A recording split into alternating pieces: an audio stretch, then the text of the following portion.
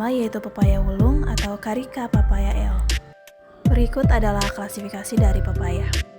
Pertama yaitu akar. Akar pepaya merupakan akar dengan sistem akar tunggang karena akar lembaga tumbuh terus menjadi akar pokok yang bercabang-cabang menjadi akar yang lebih kecil dan bentuk akar ini bulat dan berwarna putih kekuningan. Selanjutnya yaitu batang pepaya. Batang ini adalah batang tunggal dan tumpul tegak, batang yang tidak berkayu, selindir, berongga, dan berwarna putih kehijauan. Nah, selanjutnya yaitu daun pepaya. Daun pepaya menyerupai telapak tangan manusia, termasuk daun tunggal, bulat ujung meruncing, dan pangkal bertoreh. Daun ini berwarna hijau dengan diameter 25-5 cm.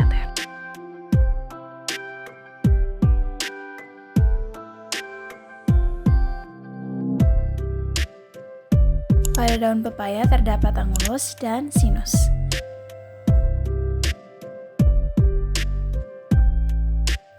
Bunga pepaya berwarna putih dan berbentuk seperti lilin. Berdasarkan keberadaan bunganya, pepaya termasuk monodicous. Bentuk buah pepaya itu bulat memanjang dengan ujung biasanya meruncing. Warna buah ketika muda hijau gelap dan setelah masak hijau muda hingga kuning. Yang kedua yaitu alpukat atau Persea americana. Berikut adalah klasifikasi dari tanaman alpukat. Selanjutnya yaitu akar alpukat. Akar ini berakar tunggang atau dikotil. Akar tunggang adalah akar tambah yang tumbuh dari biji, tegak lurus menghujam ke dalam tanah. Nah, tanaman alpukat sendiri berupa pohon dengan ketinggian 3-20 meter, batangnya berkayu, bulat berwarna coklat, bercabang banyak, dengan ranting tegak dan berambut halus. Selanjutnya itu daun alpukat. Daun ini berdasarkan di ujung ranting, bentuk bulat telur atau corong, awalnya berbulu pada kedua belah permukaannya dan lama-kelamaan menjadi licin. Selanjutnya itu bunga. Bunga alpukat ini tersusun dalam mala yang muncul di ujung ranting dan mempunyai perilaku pembungaan yang disebut sinkronus dikogami.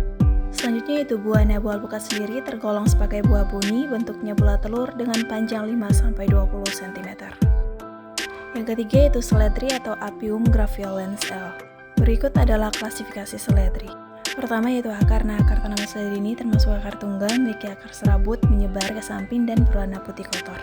Selanjutnya yaitu batang seledri. Batang tanaman ini itu tidak berkayu, beralur, beruas, bercabang, tegak, dan warna yang hijau pucat.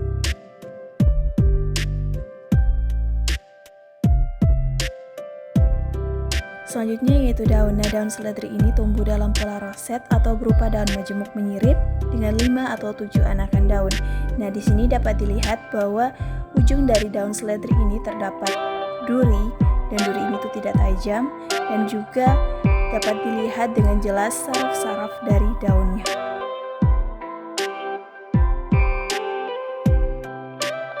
Tanaman keempat yaitu puring atau Codiaeum variegata.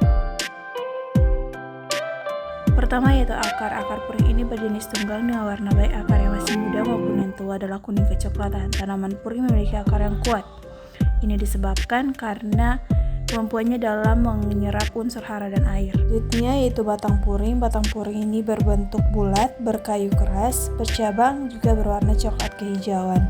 Dapat dilihat pada video bahwa di batang puring itu terdapat sisa dari patahan daun.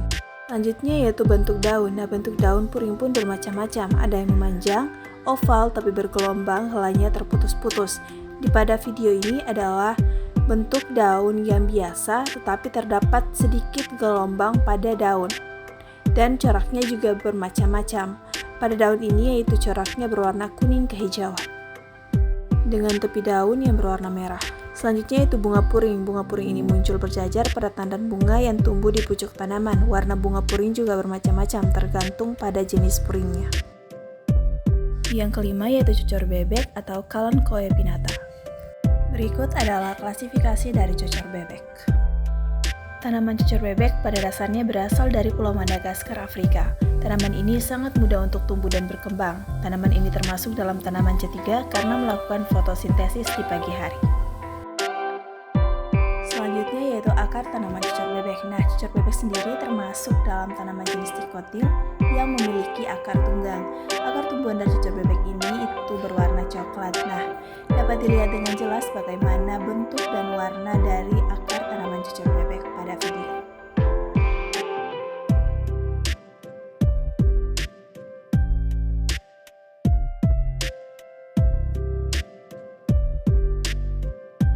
Selanjutnya yaitu batang. Nah, batang cucur bebek ini lunak dan beruas dengan permukaan yang halus. Tanaman ini memiliki tinggi maksimum sekitar 30 cm sehingga sangat cocok untuk ditanam dalam wadah pot.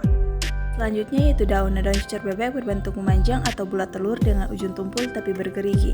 Daun cucur bebek ini teksturnya tebal berdaging dan termasuk tanaman sukulen atau mengandung air. Nah, tumbuhan cucur bebek juga mengimplementasikan metode vegetatif alami dengan cara tunas adventif. Hal ini dapat dilihat secara eksplisit pada tunas yang muncul di daun tumbuhan cucur bebek, tepatnya di bagian ujung daun. Nah, ini adalah kuncup daun atau yang biasa disebut dengan tunas adventif pada daun. Yang keenam yaitu singkong atau Manihot esculenta. Berikut adalah klasifikasi dari singkong. Pertama yaitu akar. Akar singkong adalah jenis akar serabut terspesialisasi yang memiliki cabang membesar dan disebut dengan umbi. Selanjutnya yaitu batang. Nah, batang singkong ini bulat dan bergerigi yang disebabkan dari bekas pangkal tangkai daun. Bagian tengahnya bergabus dan termasuk tumbuhan tingkat tinggi. Selanjutnya yaitu daun singkong. Daun singkong ini memiliki tangkai panjang, helaian daunnya menyerupai telapak tangan. Tiap tangkai mempunyai daun sekitar 3-8 lembar, tapi daun rata dan susunan tulang daunnya menjari. Selanjutnya yaitu bunga. Nah, bunga singkong ini adalah bunga berumah satu atau monosius, yang artinya bunga jantan dan betinanya ada pada satu tanaman. Selanjutnya yaitu umbi. Nah, bentuk umbi biasanya bulat memanjang. Daging umbi mengandung pati umbi pada singkong terdiri atas kulit luar yang tipis berwarna kecoklatan atau kekuningan, kulit dalam agak tebal berwarna keputihan dan basah. Warna umbi berwarna putih gelap atau kuning gelap. Satu batang tanaman umbi dapat menghasilkan 5-10 umbi. Yang ketujuh yaitu pandan atau Pandanus amaryllifolius. Berikut adalah klasifikasi dari pandan. Pertama yaitu akar. Nah, akar dari pandan ini itu termasuk akar yang besar dan memiliki akar tunggang yang menopang tumbuhan bila telah cukup besar. Nah, dapat dilihat pada video bagaimana bentuk dari akar yang telah bisa menopang tumbuhan pandan. Selanjutnya yaitu daun pandan. Nah, daun pandan ini berwarna hijau memanjang seperti daun palem dan tersusun secara roset yang rapat. Panjangnya dapat mencapai 60 cm dan beberapa varietas memiliki tepi daun yang bergerigi. Yang kedelapan yaitu meniran atau Phyllanthus niruri. Berikut adalah klasifikasi meniran. Yang pertama yaitu akar. Nah, akar tanaman meniran ini memiliki sistem perakaran tunggang. Perakarannya dalam dan kuat. Akarnya berwarna putih kekuning-kuningan. Nah, pada video dapat dilihat dengan jelas bagaimana bentuk dari akar dan warna dari akar tanaman meniran.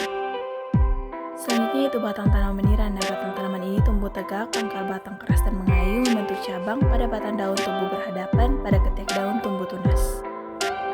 Selanjutnya yaitu daun. Nah, daun tanaman meniran ini kecil dan majemuk, susunan daunnya berhadapan, tolan daun menyirip, bagian pangkal helai daun berbentuk bundar atau sedikit meruncing, sedangkan ujung helai daun berbentuk bulat atau agak tumpul, tapi helai daun rata dan halus.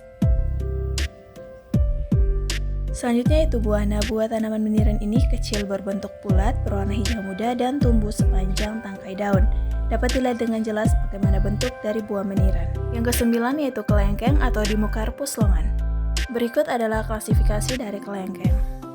Yang pertama yaitu akar. Nah, jenis akar pada tanaman kelengkeng ini adalah akar tunggang atau Radix primaria dengan akar samping yang berjumlah banyak.